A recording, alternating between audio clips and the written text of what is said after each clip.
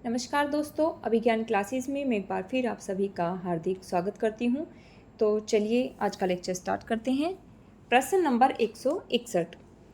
कबीर के बीजक पर रची गई त्रिज्या टीका किसकी है? तो कबीर के बीजक पर रची गई त्रिज्या टीका ये पुरंदास की है।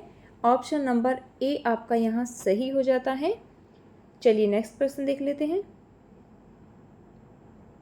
निम्नलिखित काव्य पंक्तियाँ ये किस रचनाकार की हैं? प्रभु जी तुम दीपक हम बाती, जाकी ज्योति बैर दिन राती। तो ये रैदास जी की बहुत ही प्रसिद्ध पंक्तियाँ हैं। ऑप्शन नंबर सी आपका यहाँ सही हो जाता है। आइए व्याख्या देख लेते हैं। यहाँ पर कुछ अन्य संत कवियों की प्रमुख पंक्तियाँ दी गई हैं, उनको भी देख लेते हैं। जो नर दुख में दुख नहीं माने, ये पंक्तियाँ नानक देव की हैं।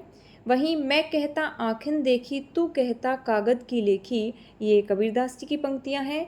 तो अपना मस्तक काटी के वीर हुआ कबीर, ये दादू दयाल की पंक्तियाँ हैं। नेक्स्ट प्रश्न देख लेते हैं। कबीर की भक्ति का अनिवार्य अंग क्या है? तो कबीर की भक्ति का अनिवार्य अंग ये ज्ञान रहा है। ऑप्शन नंबर बी आपका यहाँ सही हो जाता है। व्याख्या देख लेते हैं। संत कवियों में एक भक्त युग चिंतक और एक प्रखर व्यक्ति के रूप में कबीर का स्थान अन्यतम है। कबीर ने भक्ति को मुक्ति का एकमात्र साधन माना है और इनकी प्रमुख कृतियाँ साखी सबदरमैनी है। चलिए नेक्स्ट प्रश्न देख लेते हैं। कबीर ने आलोचक, सुधारक, पथ प्रदर्शक व समन्वयकर्ता के रूप में किन विषयों का उल्लेख किया है? तो कबीरदास जी ने एक आलोचक, सुधारक, पथ प्रदर्शक व समन्वयकर्ता के रूप में चेतावनी, कुसंग, माया, कनक, कामिनी व कपट इत्यादि विषयों का उल्लेख किया है। यहाँ ऑप्शन नंबर ए आपका सही हो जाता है। चलिए नेक्स्ट प्रश्न देख लेते हैं। ये यहाँ कुछ पंक्तियाँ दी गई हैं और पूछा गया है कि किस समीक्षक के द्वारा कही गई हैं।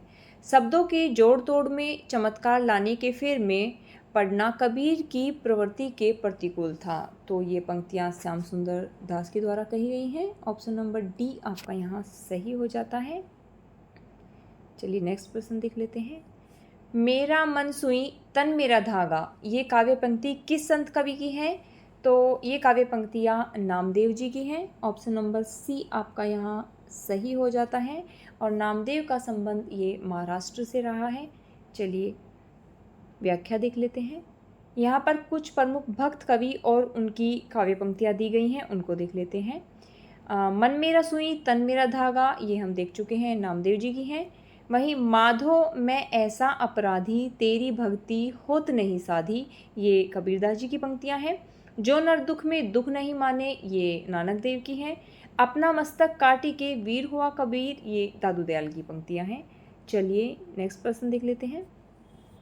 यहाँ पर कुछ काव्य पंक्तियाँ दी गई हैं। गहना एक कनकते गहना, तामे भाव न दूजा, कनक सुनन को दुई करे थापा, यक निमाज यक पूजा।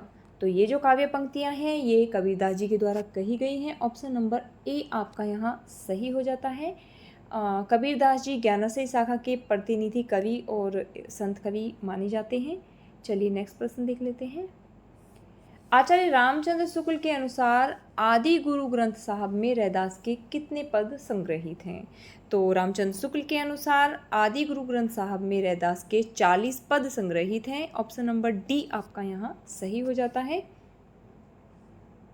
व्याख्या देख लेते हैं। रैदास निर्गुण काव्यधारा के संत कवि हैं। ये जाति के चमार थे तथा मीराबाई इन्हें अपना गुरु मानती थी। चलिए नेक्स्ट प्रश्न देख लेते हैं। मैं कहता हूँ आँखें देखी, तू कहता कागज की लेखी। तो इन पंक्तियों में का जो आशय है वो क्या है? तो इन काव्य पंक्तियों का आशय है कि स्वानुभव शास्त्रीय ज्ञान से बड़ा होता है, अर्थात व्यक्ति जो स्वयं से अनुभव कर लेता है वह उसको शास्त्रीय ज्ञान से भी बड़ा माना गया है। ऑप्शन नंबर डी यहाँ आपका सही हो जाता है। अंतिम प्रश्न देख लेते हैं। तात्विक दृष्टि से न तो हम इन्हें अर्थात कबीर को पूरे अद्वैतवादी कह सकते हैं और न एकेश्वरवादी। तो कबीर के विषय में जो विचार हैं ये किसके द्वारा कहे गए हैं? तो ये विचार हैं आचार्य रामचंद्र शुक्ल के। ऑप्शन नंबर डी आपका यहाँ सही हो जाता है। जबकि हजारी प्रसाद द्विवेदी ने कबीर को वाणी का डिक्टेटर इन्होंने कहा है। तो चलिए दोस्तों, आज का ये लेक्चर यहीं समाप्त करते हैं। अगर आपको ये प्रश्नोत्तरी अच्छी लग रही है तो इसे लाइक, शेयर और सब्सक्राइब कीजिएगा। Thanks for watching.